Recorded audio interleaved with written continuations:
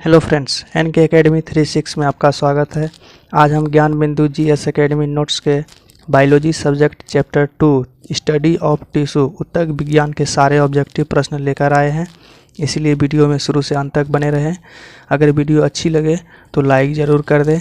जो भी अभी तक मेरे चैनल को सब्सक्राइब नहीं किए हैं वो कृपया सब्सक्राइब कर लें और बेल आइकॉन को भी दबा दें ताकि मेरे चैनल पर जितने भी वीडियो अपलोड हो आपको पता चल सके। धन्यवाद। चलते हैं आज के पहले प्रश्न की ओर। पहला प्रश्न है कि कोशिकाओं का ऐसा समूह जो रूप, कार्य और उत्पत्ति में समान होता है उसे क्या कहते हैं? तो उसे उत्तक कहते हैं। अगला प्रश्न है निम्नलिखित कथनों पर विचार कीजिए। पहला कथन है समान उत्पत्ति तथा समान कार्य को संपादित करने वाली कोशिकाओं के समूह को उत्तक कहते हैं। ये सही हो जाएगा। अगला कथन है तो उत्तक एक कोशिकीय तथा बहुकोशिकीय दोनों जीवों में पाया जाता है। ये गलत हो जाएगा, सिर्फ बहुकोशिकीय में पाया जाता है। पादप तथा जंतु दोनों में ही उत्तक पाए जाते हैं, तो ये सही हो जाएगा। इस तरह मेरा ऑप्शन हो जाएगा डी। एक और 3 सही है। अगला प्रश्न है पौधे तथा जंतु दोनों की कोशिका लगभग एक समान ही होती है, फिर दोनों की उत्तकों एक दूसरे में बिल्कुल अलग होते हैं क्योंकि?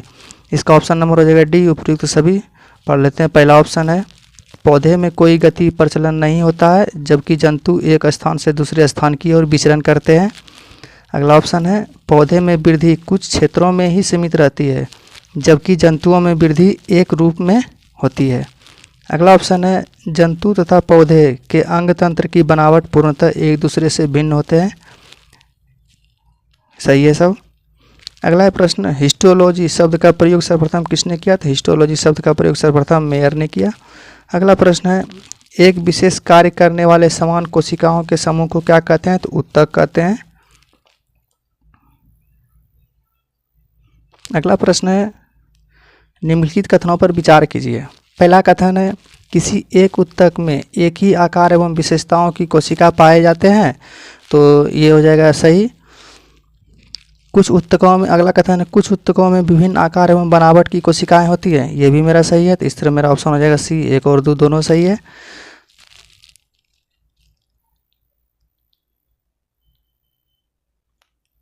अगला प्रश्न है पादपों में विभाज्योतकी मेरिस्टेमेटिक उत्तकों के बारे में निम्नलिखित कथन में से कौन सा कथन जो है कि सही को खोजना है। तो सही इसमें हो जाएगा डी। इन उत्तकों की कोशिकाओं के विभाजन के कारण पादपों में वृद्धि होती है।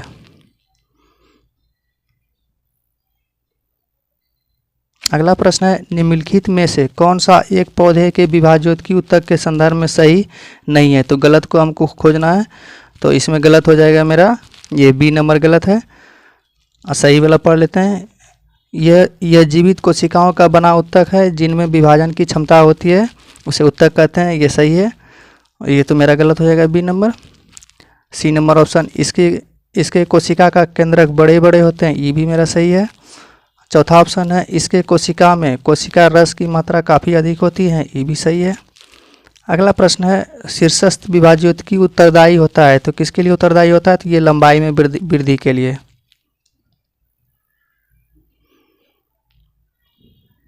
अगला प्रश्न है वह उत्तक जो प्राथमिक वृद्धि के लिए उत्तरदायी होते हैं उसे क्या कहते हैं?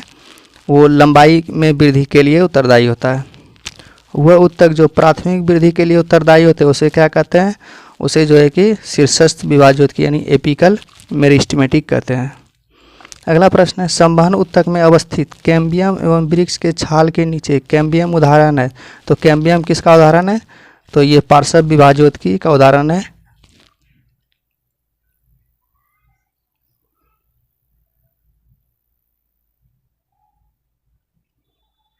अगला प्रश्न है वह उत्तक जो द्वितीयक वृद्धि के लिए उत्तरदायी है उसे क्या कहते हैं?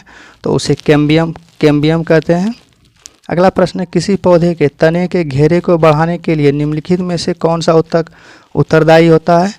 तो ये पार्श्व विभाज्योतकी, इसको कैम्बियम भी बोला जाता है दोस्तों, इंग्लिश में लेटरल मेरिस्टेमेटिक। अगला प्रश्न है निम्नलिखित कथनों पर विचार कीजिए। पहला कथन है पौधे के अस्थायी उत्तक के कोशिकाओं में विभाजन की क्षमता नहीं होती है, तो ये हो जाएगा सही है। अगला कथन है, दूसरा कथन है, विभाज्योत्की ऊतक की वृद्धि के फलस्वरूप पौधे में अस्थायी ऊतक बनता है। ये भी मेरा सही है। इस तरह मेरा ऑप्शन हो जाएगा सी। एक और दी दू दोनों सही है।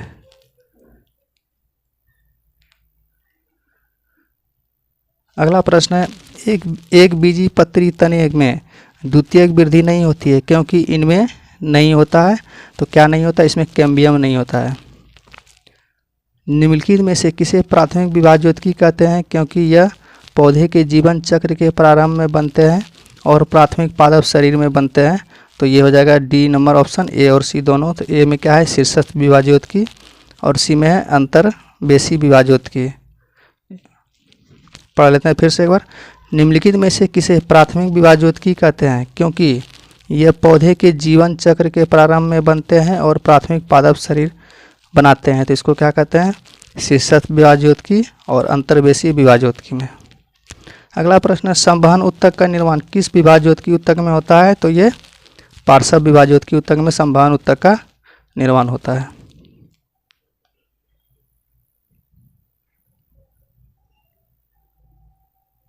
अगला प्रश्न है, मृदु ऊतक पेरेन्काइमा किस प्रकार का ऊतक है? तो ये हो जाएगा सरल ऊतक है। अगला प्रश्न है, निम्नलिखित में से किस ऊतक में जीवित कोशिकाएं पाई जाती है? तो ये डी हो जाएगा, ए और बी दोनों में। मृदु ऊतक और स्थूलकोण ऊतक में जो है कि जीवित कोशिकाएं पाई जाती है। अगला प्रश्न है, मृदु ऊतक का मुख्य कार्य क्या है? तो मृदु ऊतक का मुख्य कार्य क्या है? तो भोज्य पदार्थ का संग्रहण। अगला प्रश्न है, वायु ऊतक पेरेन्काइमा किन पौधे में पाया जाता है? तो ये हाइड्रोफाइट्स में पाए जाते हैं। अगला प्रश्न है, जलोद्भिद निम्न में से किसकी उपस्थिति के कारण जल में तैरते हैं? तो ये वायु ऊतक की उपस्थिति के कारण जल में तैरते हैं। अगला प्रश्न है, वह कौन सा ऊतक है जिसकी कोशिकाएं जीवित होती है? भित्ति सेल्यूलोज या पैक्टिन की बनी होती है और कोनों पर और लिग्निनी स्थूलकोण मिलते हैं। तो इसको क्या कहते हैं? तो 24 नंबर का ऑप्शन हो जाएगा कोलेनकाइमा। अगला प्रश्न है कि निम्नलिखित में से कौन एक ऊतक केवल तरुण पौधे में पाया जाता है, बड़े बड़े वृक्षों में नहीं? तो ये हो जाएगा स्थूलकोण ऊतक, ऑप्शन नंबर बी। शाकीय द्विबीजपत्री पौधे जैसे सूर्यमुखी कद्दू को लचीलापन दृढ़ता प्रदान करने वाले ऊतक को क्या कहते हैं? तो वो स्थूलकोण ऊतक होते हैं। निम्नलिखित में कौन सा एक ऊतक जड़ में उपस्थित नहीं होते हैं? तो ये स्थूलकोण ऊतक जड़ में उपस्थित नहीं रहते हैं। अगला प्रश्न है, निम्नलिखित में किस ऊतक के कोशिका की भित्ति लिग्निन के कारण मोटी होती है? तो ये हो जाएगा ऑप्शन नंबर सी, दृढ़ ऊतक।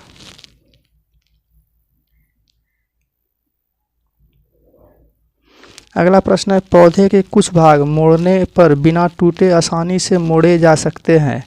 कुछ भाग जैसे पत्ते और तने की इस नम्यता का कारण किसकी बहुतायत को माना जा सकता है? तो इसका ऑप्शन नंबर हो जाएगा सी, दृढ़ोत्तक। अगला प्रश्न है, रेशे उत्पन्न करने वाले पौधे जैसे पटुआ में किस ऊतक की प्रचुरता होती है? तो इसका ऑप्शन नंबर हो जाएगा ये डी हो जाएगा, दृढ़ ऊतक। उसके बाद फलों तथा बीजों को कठोर आवरण किस ऊतक के द्वारा तैयार किया जाता है? तो इसका ऑप्शन नंबर हो जाएगा ए, दृढ़ ऊतक। एक बार फिर से पढ़ लेते हैं दोस्तों। फलों तथा बीजों का कठोर आवरण किस ऊतक के द्वारा तैयार होता है? तो ये दृढ़ ऊतक। अगला प्रश्न है, सुबेरिन नामक कार्बनिक पदार्थ जमा रहता है तो कहाँ जमा रहता है? तो ये कॉर्क कोशिका में।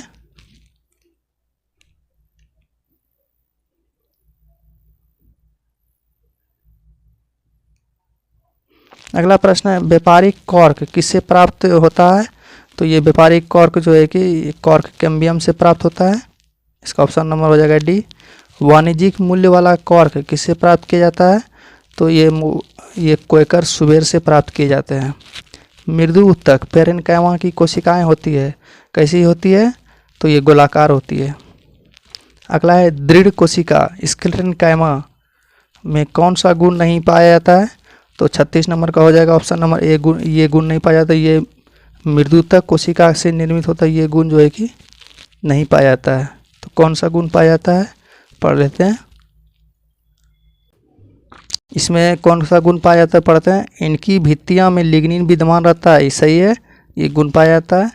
अगला ऑप्शन सी है, ये कोशिकाएं मृत और संकीर्ण आवश्यक वाली होती है, तो ये भी सही है। इनकी कोशिकाएं बहुत लंबी और उनके सिरे नुकीले होते हैं, ये भी सही है। अगला प्रश्न है, निम्नलिखित में से किस उत्तक की कोशिकाएं में अंतरा कोशिका स्थान यानी इंटर सेलुलर स्पेस नहीं पाया जाता है, तो ये हो जाएगा 37 नंबर का ऑप्शन नंबर डी, ए और सी दोनों विभाज्य उत्तकी और दृढ़ उत्तक में। अगला प्रश्न है, पौधे से प्राप्त होने वाला कॉर्क में कौन सी विशेषता नहीं होती है, तो इसका ऑप्शन नंबर हो जाएगा बी, ये विशेषता नहीं होती है। तो विशेषता कौन कौन सी होती है पढ़ लेते हैं। यह विद्युत रोधी तथा उष्मारोधी होते हैं, सही है। ऑप्शन नंबर बी है, इनकी भित्ति से जल एवं गैस नहीं जा सकता, ये भी सही है। यह हल्का होता है एवं जल्द इसमें आग नहीं लगती है, मतलब सही है। मतलब यह हल्का होता है एवं जल्द इसमें आग नहीं लगती है, ये सही है। अगला प्रश्न है, बिलामेन की आवश्यकता होती है, तो बिलामेन की आवश्यकता किस में होती है, तो ये हो जाएगा सी, नमी के अवशोषण के लिए। अगला प्रश्न है, किस प्रकार के जड़ में बिलामेन नामक अंतर्ग्राही स्पंजी उत्तक पाया जाता है, तो ये हो जाएगा 40 नंबर का ऑप्शन नंबर डी, अधिपादप मूल। अगला प्रश्न है, ऑर्किड में बिलामेन उत्तक पाया जाता है, तो कहाँ पाया जाता है, तो ये मूलों में पाया जाता है। पौधे का सबसे बाहरी स्तर या छिलका को क्या कहा जाता है, तो ये अधिचर्म या एपिडर्मिस कहा जाता है। अगला प्रश्न है, शुष्क स्थानों पर पाए जाने वाले पौधे के एपिडर्मिस में कौन सी परत होती है जो पौधे के में जलहानि को रोकता है, तो ये 43 नंबर का ऑप्शन हो जाएगा बी, क्यूटिकल। अगला प्रश्न है, त्वचाजन डर्मेटोजन उत्तक शीर्षस्थ विभाज्योत्की से बनता है, यह निम्नांकित में किसमें विकसित होता है, तो 44 का ऑप्शन नंबर हो जाएगा ए, बाह्य त्वचा एपिडर्मिस। अगला प्रश्न है, निम्नलिखित में से कौन सा उत्तक तंत्र पौधे के संपूर्ण मध्य भाग का निर्माण करते हैं, तो ये जो हो जाएगा इसका ऑप्शन नंबर बी, ग्राउंड और फंडामेंटल टिश्यू सिस्टम। अगला प्रश्न है, रंध्र तथा मूल रोम पाए जाते हैं, तो किस में पाए जाते हैं, तो 46 नंबर का ए हो जाएगा, बाह्य त्वचा में। अगला प्रश्न है, पौधे के बाह्य त्वचा के ठीक नीचे की परत को क्या कहते हैं, तो 47 का हो जाएगा ऑप्शन नंबर सी हो जाएगा, कॉर्टेक्स कहते हैं। पौधे के बाह्य त्वचा के ठीक नीचे की परत को क्या कहते हैं, तो कॉर्टेक्स कहते हैं। अगला प्रश्न है, पौधे के अंत त्वचा यानी इंडोडर्मिस और संवहन मंडल के बीच पाए जाने वाली परत को क्या कहते हैं, तो ये परिरंभ कहते हैं, पेरिसाइकिल। अगला प्रश्न है, कैम्बियम के संबंध में निम्न में से कौन सा एक सही नहीं है, तो गलत को चुनना है। तो पहला ऑप्शन है, यह जाइलम तथा फ्लोएम के बीच रहता है, ये सही है। अगला ऑप्शन है, यह एक बीजपत्री तथा द्विबीजपत्री दोनों पौधे में पाया जाता है, ये गलत है। अगला है, यह कई परतों का बना होता है, ये सही है।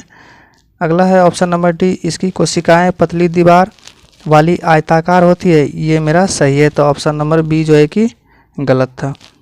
तो अगला प्रश्न है, निम्नलिखित में से कौन सा परत भरण या मूल उत्तक तंत्र ग्राउंड और फंडामेंटल टिश्यू सिस्टम के अंतर्गत शामिल है, तो इसमें हो जाएगा option number A, cortex, option number हो जाएगा डी, कॉर्टेक्स, परिरंभ, मज्जा और पीध किरणें। ऑप्शन नंबर इसका डी हो जाएगा 50 का। अगला प्रश्न है, पौधे के भरण उत्तक तंत्र के मुख्य कार्य है, तो क्या है, इसका ऑप्शन नंबर हो जाएगा बी, भोज्य पदार्थ का निर्माण तथा उसका संग्रह करना।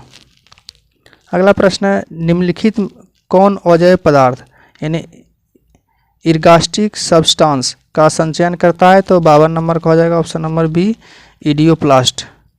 अगला प्रश्न है, वह संवहन मंडल जिनमें जाइलम के दोनों ओर फ्लोएम पाया जाता है उसे क्या कहते हैं, तो उसे बायो कोलेट्रल कहा जाता है।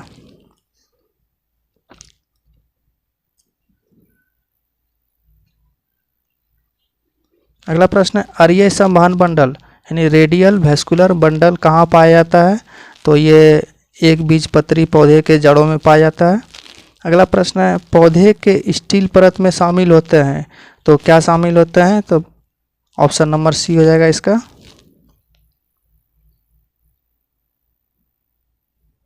इसमें शामिल होता है परिरंभ, संवहन, फूल तथा मज्जा, पीठ।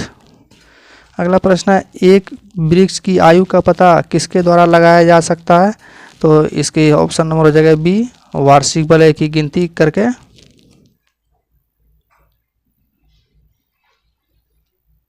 अगला प्रश्न है वार्षिक वलय या वृद्धि वलय में शामिल होता है, तो क्या शामिल होता है? तो इसका हो जाएगा वसंत काष्ठ तथा शरद काष्ठ दोनों शामिल होता है। अगला प्रश्न है निम्नलिखित में से किसकी सक्रियता के कारण वृद्धि वलय बनती है? तो यह जगह ऑप्शन नंबर एक, अंतररंभीय एधाप की। अगला प्रश्न एक वृक्ष के पुराने तने के अनुप्रस्थ काट में 50 वार्षिक वलय मिलते हैं, तो वृक्ष की आयु कितना हो जाएगा? तो इसमें 50 वर्ष हो जाएगा। जितना वार्षिक वलय रहेगा तो उतना वर्ष होगा। अगला प्रश्न है समुद्र के किनारे उगने वाले वृक्षों में वार्षिक वलय नहीं होते हैं क्योंकि? तो इसमें हो जाएगा ऑप्शन नंबर डी, स्पष्ट जलवायु विभिन्नता नहीं होती है। अगला प्रश्न है पुराने पेड़ को जब काटा जाता है तो बीज का केंद्रीय भाग जो मजबूत, घना तथा गहरे कत्थई रंग का होता है, तो उसे क्या कहते हैं? तो उसे इनमें से सभी हो जाएगा, हृदय काष्ठ, ड्यूरामोन, उसके बाद सारेल, तीनों कहते हैं इसको। अगला प्रश्न है निम्नलिखित कथनों पर विचार कीजिए। तो पहला कथन है हृदय काष्ठ के सभी कोशिकाएं मृत होती है, ये सही है। दूसरा कथन है रस काष्ठ के कुछ कोशिकाएं जीवित तथा कुछ मृत होती है, ये मेरा दोनों सही है। तीसरा मेरा ऑप्शन हो जाएगा सी, 1 और 2 दोनों सही है।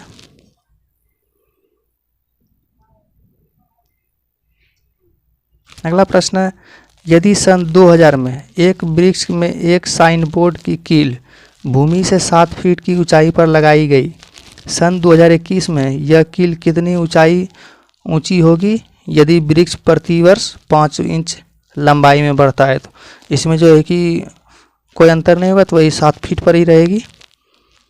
अगला प्रश्न है जटिल ऊतक कॉम्प्लेक्स टिश्यू बना होता है, तो किसका बना होता है?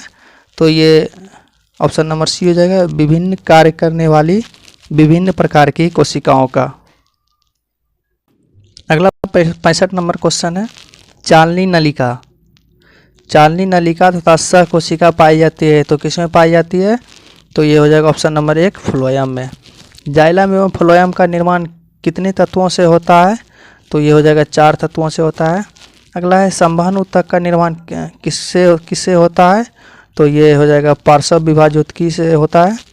अगला है इनमें कौन जाइलम तत्व नहीं है? तो ये हो जाएगा सीभे ट्यूब, ये जो है कि जाइलम तत्व नहीं है।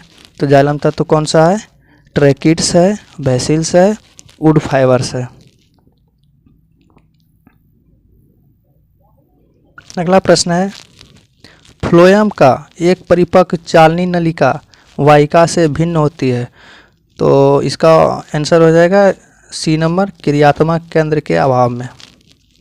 अगला प्रश्न है जाइलम का कौन सा तत्व मुख्य रूप से जल तथा खनिज लवण के परिवहन का कार्य करती है? तो ये हो जाएगा ए और बी दोनों, वाहिनिकाएं और वाहिकाएं दोनों।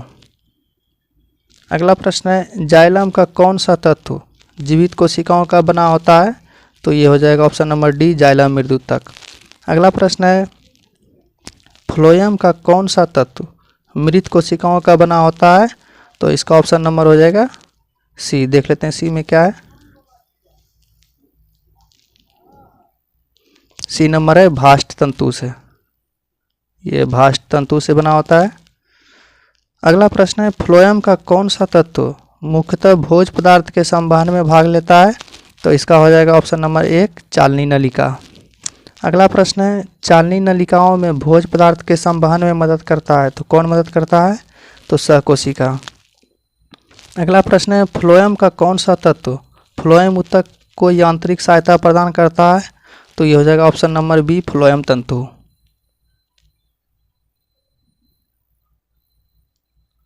अगला प्रश्न है, फ्लोएम ऊतक में चालनी पट्टी पाई जाती है, तो कहाँ पाई जाती है? तो ये हो जाएगा 2 चालनी नलिका के बीच में। अगला प्रश्न है, पौधे में फ्लोएम मुख्यतः उत्तरदायी होता है, तो ये आहार वहन के लिए उत्तरदायी होती है। अगला प्रश्न है, पौधे में जाइलम मुख्यतः जिम्मेदार है, तो ये हो जाएगा जल वहन के लिए जिम्मेदार है जाइलम ऊतक। अगला प्रश्न है, शाखाओं से पत्तियां किन कारणों से झड़ जाती है? तो ये हो जाएगा कॉर्क के बाहर विलगन परत बन जाने से। अगला प्रश्न है, निम्नलिखित में से किस एक भारतीय वैज्ञानिक ने पादपों में जल की लंबी दूरी के अभिगमन का सिद्धांत प्रस्तुत किया? तो ये कौन थे? तो ये जेसी बोस थे, जगदीश चंद्र बोस। अगला प्रश्न है, निम्नलिखित में किस प्रकार के ऊतक शरीर की सुरक्षा कवच का कार्य करता है? तो ये हो जाएगा उपकला ऊतक यानी एपिथेलियल उपकला ऊतक। अगला प्रश्न है, निम्नलिखित में कौन सा ऊतक घाव भरने में सहायक होता है? तो ये हो जाएगा ऑप्शन नंबर डी उपकला ऊतक। अगला प्रश्न है, निम्नलिखित में कौन सा ऊतक लार ग्रंथि तथा श्वेत ग्रंथि में पाई जाती है? तो ये हो जाएगा option number C cuboidal epithelium. अगला प्रश्न है, अंगों को विसरण यानी डिफ्यूजन, श्रवण, सेक्रेशन और अवशोषण एब्जॉर्बशन में मदद करने वाला ऊतक कौन है? तो 84 को हो जाएगा एपिथेलियम ऊतक।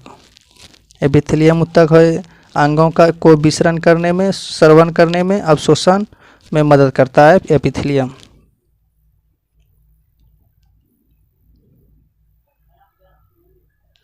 अगला प्रश्न है, त्वचा की बाहरी सतह निर्मित होती है, तो किससे निर्मित होती है? तो ये हो जाएगा स्तरित सल्की एपिथेलियम से।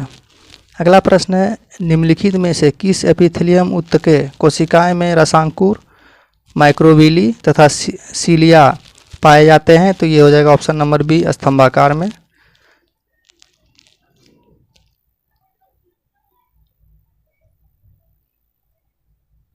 अगला प्रश्न है, निम्नलिखित कथनों पर विचार कीजिए। तो पहला कथन है एपिथेलियम ऊतक में कोशिकाओं की संख्या कम होती है तथा अंतर कोशिकीय पदार्थ अधिक होती है, तो ये गलत हो जाएगा।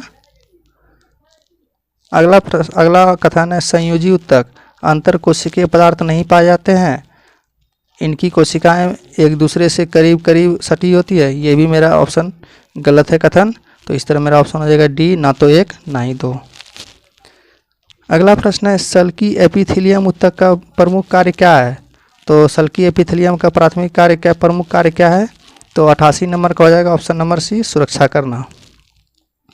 अगला प्रश्न है, पक्षमाभी एपिथेलियम ऊतक पाए जाते हैं, तो कहाँ पाए जाते हैं? तो ये इसका आंसर हो जाएगा ट्रेकिया तथा गर्भाशय में।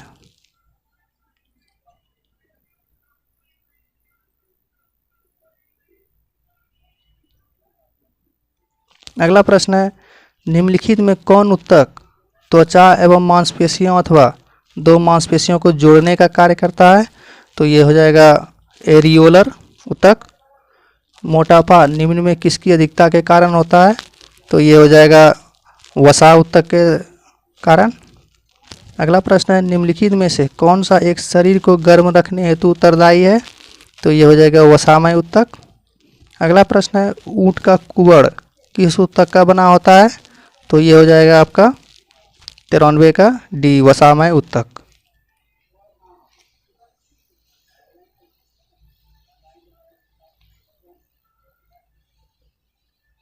अगला प्रश्न है, निम्नलिखित में किस ऊतक की कोशिकाओं में वसा की बूंदें भरी रहती है? तो इसका हो जाएगा ऑप्शन नंबर डी वसा संयोजी ऊतक में। अगला प्रश्न है, निम्नलिखित में ऊतक कौन है? तो इसमें हो जाएगा 95 का सी रुधिर एक उत्तक है। अगर वीडियो अच्छी लग रही है दोस्तों तो लाइक कर दीजिएगा, और जो अभी तक चैनल को सब्सक्राइब नहीं किए हैं वो प्लीज़ सब्सक्राइब कर दीजिएगा। Thank you. अगला प्रश्न है, निम्नलिखित में कौन उत्तक का उदाहरण है? तो इसमें हो जाएगा 96 नंबर का ऑप्शन नंबर बी लसिका। उसके बाद अगला प्रश्न है, निम्नलिखित में कौन संयोजी उत्तक है? तो 97 का हो जाएगा ऑप्शन नंबर डी, इनमें से सभी संयोजी उत्तक है। अस्थि, उपास्थि और लिगामेंट, ये जो है कि तीनों संयोजी उत्तक है। अगला प्रश्न है, निम्नलिखित में कौन एक शरीर को गर्म रखने हेतु उत्तरदायी है? तो 98 का हो जाएगा ऑप्शन नंबर सी, वसामय उत्तक।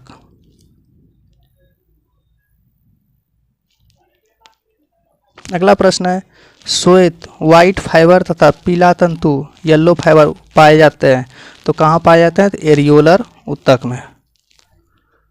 अगला प्रश्न है, कॉन्ड्रिन नामक प्रोटीन कहाँ पाई जाती है? तो कॉन्ड्रिन नामक प्रोटीन पाई जाती है उपास्थि में। अगला प्रश्न है, टेंडन का निर्माण होता है? तो टेंडन का निर्माण होता है श्वेत तंतुमय से, श्वेत तंतुमय उत्तक से। अगला प्रश्न है, लिगामेंट का निर्माण होता है तो किससे होता है? तो ये पीला तंतुमय से होता है। अगला प्रश्न है, टेंडन तथा लिगामेंट किस प्रकार के उत्तक है? तो हो जाएगा ये संयोजी उत्तक है। अगला प्रश्न है, निम्नलिखित कथनों पर विचार कीजिए। तो पहला कथन है, टेंडन मांसपेशी को अस्थि से तथा अथवा दूसरी मांसपेशी से जोड़ता है, तो इसका हो जाएगा ये सही है। अगला है, लिगामेंट हड्डियों को हड्डियों से जोड़ने का कार्य करता है, ये भी मेरा सही है। इस तरह ऑप्शन हो जाएगा मेरा सी, एक और दो दोनों सही है।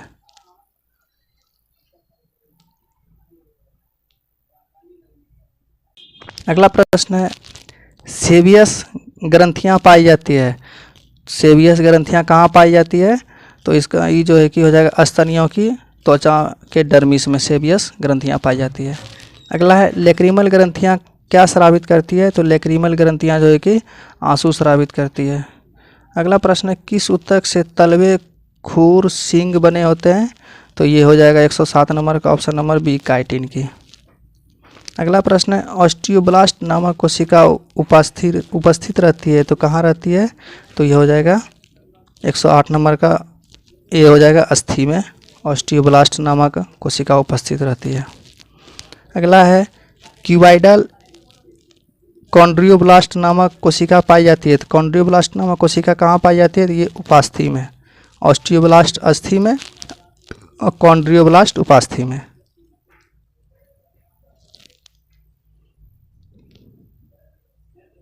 अगला प्रश्न है, मास्ट कोशिका पाई जाती है, तो मास्ट कोशिका कहाँ पाई जाती है? तो ये हो जाएगा संयोजी उत्तक में। अगला प्रश्न, एरियोलर उत्तक में पाए जाने वाले निम्नलिखित कोशिकाओं में कौन रुधिर वाहिनियों को फैलाने के लिए प्रोटीन हिस्टामिन स्रावित करता है? तो ये हो जाएगा ऑप्शन नंबर बी, मास्ट कोशिका।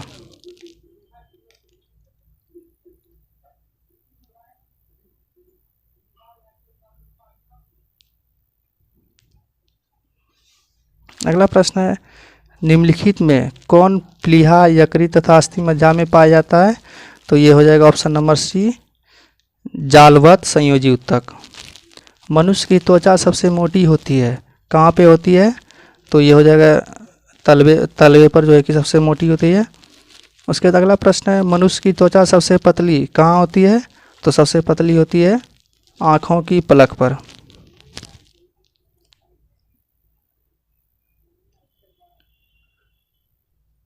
अगला प्रश्न है, वृद्धावस्था में त्वचा में झुर्रियाँ पड़ जाती है, इसका कारण क्या है? तो इसका कारण है ऑप्शन नंबर सी, चर्म में वसा उत्तक की कमी के कारण। अगला प्रश्न है, नाभि रज्जु है, नाभि रज्जु क्या है? तो नाभि रज्जु है ये भ्रूणीय संयोजी उत्तक है। अगला है, हेवर्सियन तंत्र पाया जाता है, तो हेवर्सियन तंत्र कहाँ पाया जाता है? तो ये स्तनियों की अस्थियों में।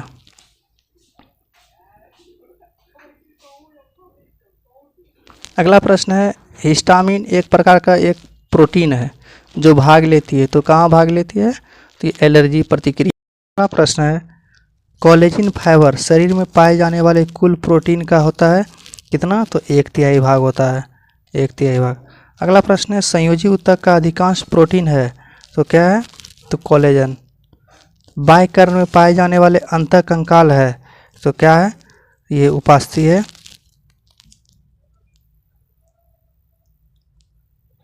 अगला प्रश्न है शारीरिक अंगों में गति के लिए जिम्मेदार ऊतक कौन सा है, तो ये हो जाएगा ऑप्शन नंबर बी, पेशी ऊतक। अगला प्रश्न है सर्कोप्लाज्म नामक तरल पाया जाता है तो कहाँ पाया जाता है, तो ये हो जाएगा 123 नंबर का ऑप्शन नंबर बी हो जाएगा, पेशी ऊतक। अगला प्रश्न है आरेखित तथा रेखित ऊतक मूल रूप से किस प्रकार के ऊतक है, तो ये हो जाएगा ऑप्शन नंबर बी, पेशी ऊतक है।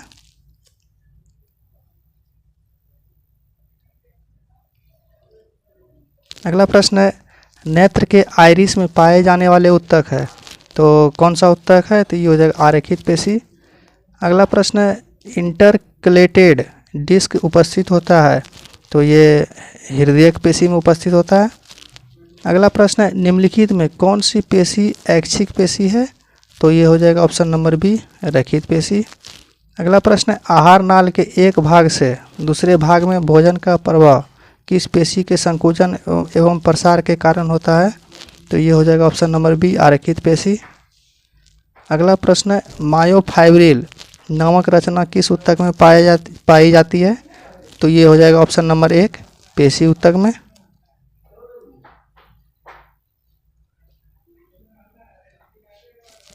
अगला प्रश्न है निम्नलिखित में किस पेशी में थकान उत्पन्न नहीं होता है, तो ये हो जाएगा ऑप्शन नंबर सी, कार्डियक पेशी में। अगला प्रश्न है शरीर के कुल भार का लगभग 50% भार होता है तो किसका होता है, तो ये रैखिक पेशी का होता है। अगला प्रश्न है संवेदना का चालन शरीर के एक भाग से दूसरे भाग में होता है तो किसके द्वारा होता है, तो तंत्रिका ऊतक से होता है। अगला प्रश्न है तंत्रिका ऊतक की इकाई क्या होती है, तो ये हो जाएगा 133 नंबर का ऑप्शन नंबर सी, न्यूरॉन। तंत्रिका ऊतक की इकाई है न्यूरॉन। अगला प्रश्न है मनुष्य के शरीर में सबसे लंबी कोशिकाएं होती है तो ये हो जाएगा तंत्रिका का कोशिका। अगला प्रश्न है जन्म के बाद मानव के किस ऊतक में कोई कोशिका विभाजन नहीं होता है, तो ये हो जाएगा 135 का ऑप्शन नंबर बी, तंत्रिका ऊतक।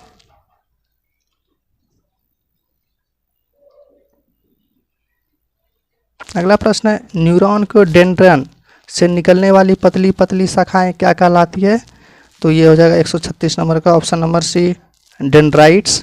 अगला है रेनवियर का नोड कहाँ पाई जाती है, तो ये हो जाएगा तंत्रिका में पाई जाती है। अगला प्रश्न है दो न्यूरॉन के जोड़ को क्या कहते हैं, तो सिनेप्स कहते हैं। अगला प्रश्न है न्यूरॉन कोशिकाएं में संवेदना का संचार कैसे होता है, तो ये हो जाएगा ऑप्शन नंबर 1, एक न्यूरॉन को एक्सॉन से दूसरे न्यूरॉन के डेंड्राइट से। अगला प्रश्न है बायोप्सी उपस्थित होता है तो किसमें उपस्थित होता है, तो 140 का हो जाएगा ऑप्शन नंबर सी, परीक्षण के लिए ऊतकों को शरीर से अलग करने से। थैंक यू दोस्तों।